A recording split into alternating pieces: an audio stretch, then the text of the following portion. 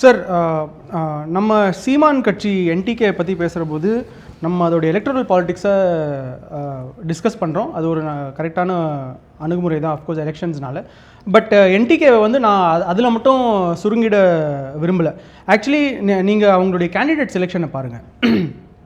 RK நகரில் north சென்னையோடைய ஒரு மையப்பகுதியாக இருக்கிற ஆர்கே நகர், ஜெயலலிதா கண்டெஸ்ட் பண்ண சீட்டில் என்வாயர்மெண்டல் ப்ராப்ளம்ஸ் நிறையா இருக்குது. ஏதாச்சும் கட்சி அங்கே என்வாயர்மெண்டல் லிஸ்ட்டை நிப்பாட்டியிருக்காங்களா? என்டிகே நிப்பாட்டியிருக்காங்க. ஸோ இது வந்து என்ன குறிக்குதுன்னா, அவங்களுக்கு வந்து ஒரு அசெம்பிளி கான்ஸ்டிடுவன்சியில் ஒரு ஏரியாவில் வந்து என்ன மாதிரியான பிரச்சனைகள் இருக்குது, அதுக்கு என்ன மாதிரியான சொல்யூஷன்ஸ் தேவைங்கிற மாதிரி அவர் கூர்ந்து கவனித்து அவர் அந்த மாதிரி ஒரு கேண்டிடேட்ஸை போட்டிருக்காங்க.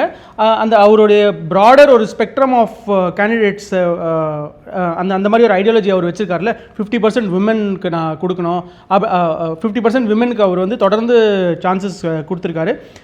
இந்த மாதிரி ஒரு விஷயங்களை நம்மளால் பார்க்க முடியுது. இன்னொன்று வந்து அவர் only transgender candidate of this election. அதுவும் எங்கேயோ ரூரல்லையோ வேறு ஏதோ இடத்துல இல்லை, சென்னையோட மையப்பகுதி வில்லிவாக்கமில் ஒரு ஸ்ட்ராங்காக கண்டெஸ்ட் பண்ணுற விஐபி கான்ஸ்டிடுவன்சி